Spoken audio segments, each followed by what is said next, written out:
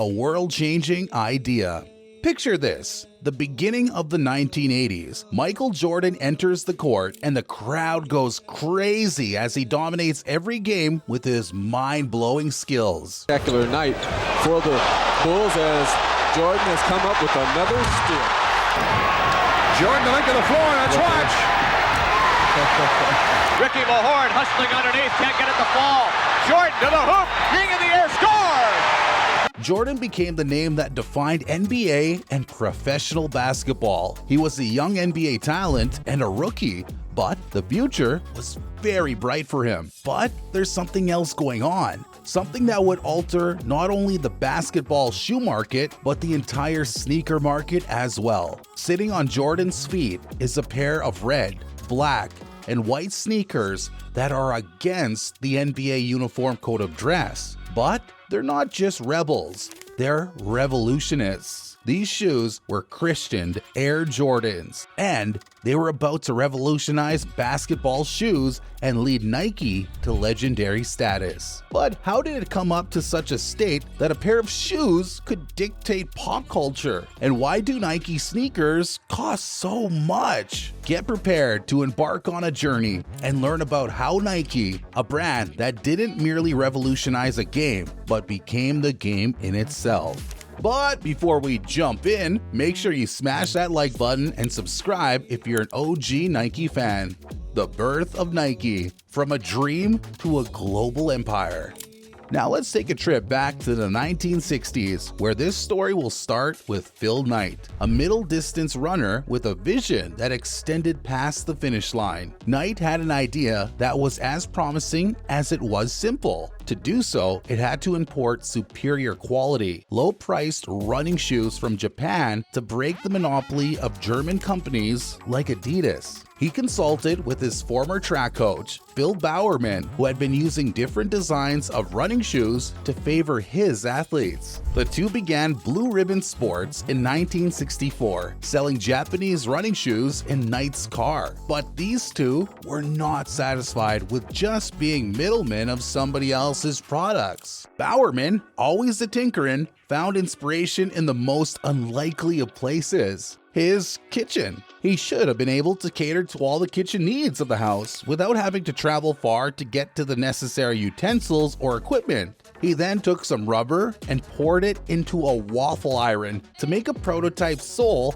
that would provide better traction to the runner. This was the genesis of Nike's first major innovation, introduction of the waffle sole, which laid the foundation for the firm future development of the brand. In 1971, Blue Ribbon Sports was named Nike in honor of the Greek goddess of victory. The same year, they also launched the swoosh logo, which today has become the flagship logo of Nike, paying only $35 to a college student for the design. People could hardly have imagined that this symbol, which is actually a check mark, will be known by almost everyone around the world. The making of a legend, how Nike shoes are created. From that humble beginning, Nike grew into a powerhouse of innovation, constantly pushing the boundaries of what athletic footwear could be. But how do they create the shoes that dominate the courts, the tracks, and the streets?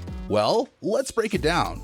1. Design and innovation. It starts in Nike's design facilities, which are some of the best equipped in the world for the task of design blending creativity and science. Since shoes are not just ornaments to wear, but also tools used in different activities, designers and engineers work together to come up with the best designs. They're able to use new shapes, new materials, and new technologies through advanced 3D modeling and virtual prototyping. And so they're able to develop the products in a shorter time by avoiding the physical models. Nike has always been keen on innovation, and this is well illustrated by the Flyknit technology that the company released in 2012. This thin and tight-fitting fabric is woven as a single strand, and therefore the shoe is very comfortable as well as eco-friendly. Flyknit cuts the wastage by about 60% as compared to the conventional cut and sew methods, as is suitable for Nike's sustainability objectives.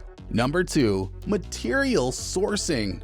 Nike shoes employ the best and highest quality materials, which are sourced globally with special emphasis on concern for the environment. Whether it's soft, luxurious leather for lifestyle sneakers or hard-wearing synthetic for running sneakers, each material is chosen to fit the needs of the sport and the wearers.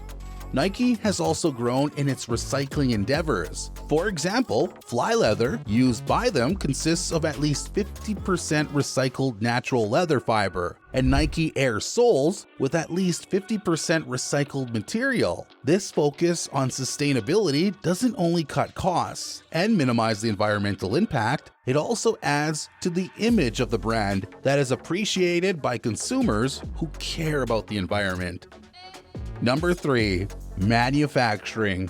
After the design has been adopted and the materials being used have been procured, the manufacturing process commences. Nike shoes are manufactured in technologically advanced shoemaking factories located in Asia, where human skill and technology are applied at their best. What makes Nike so special beyond the sneakers? But what is it that puts Nike on top of the shoe game? What made Nike be the industry giant for such an extended period? It's not just about creating great shoes, but the creativity and marketing strategy and the aptness at identifying and seizing the spirit of the age.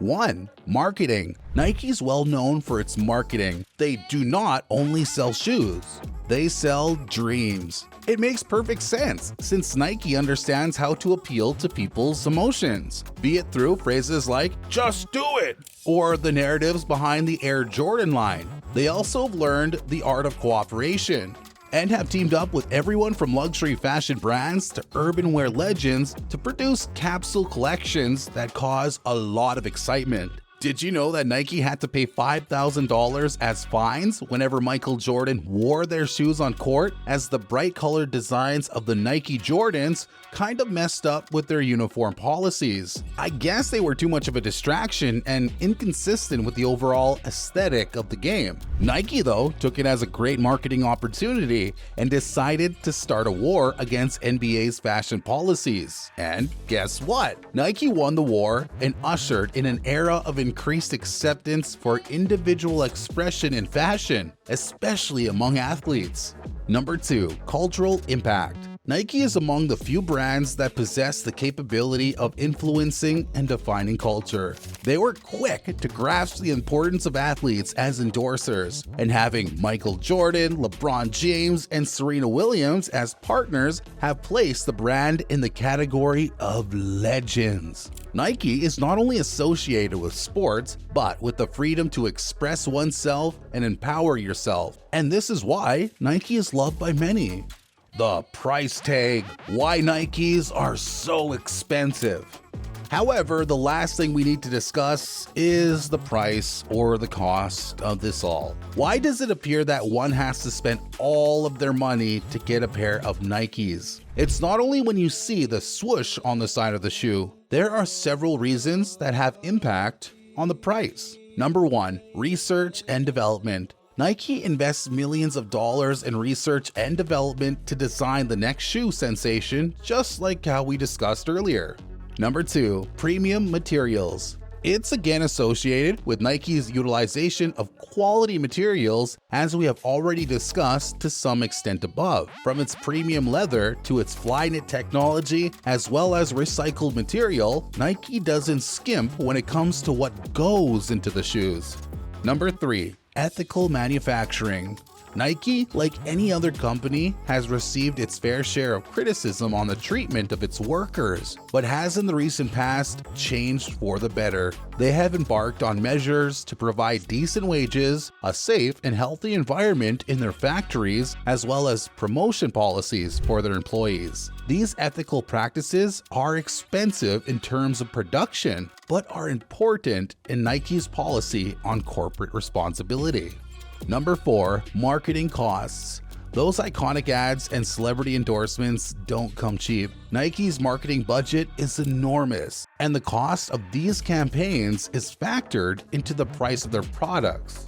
Number 5. Brand value. Finally, there's the simple fact that people are willing to pay more for Nike products. The brand has built a reputation for quality, innovation, and style. And that reputation commands a premium. When you buy a pair of Nikes, you're not just buying shoes. You're buying into a lifestyle, a legacy, and a global community. As we look into the future, Nike shows no signs of slowing down. So the next time you lace up your Nikes, remember, you're not just wearing a pair of shoes, you're stepping into a story that's been decades in the making. And that's something worth every penny. So what are your thoughts on Nike's evolution? Let us know in the comments below. And if you enjoyed this journey through the world of Nike, don't forget to like, subscribe, and hit that notification bell to stay updated on all things sneakers.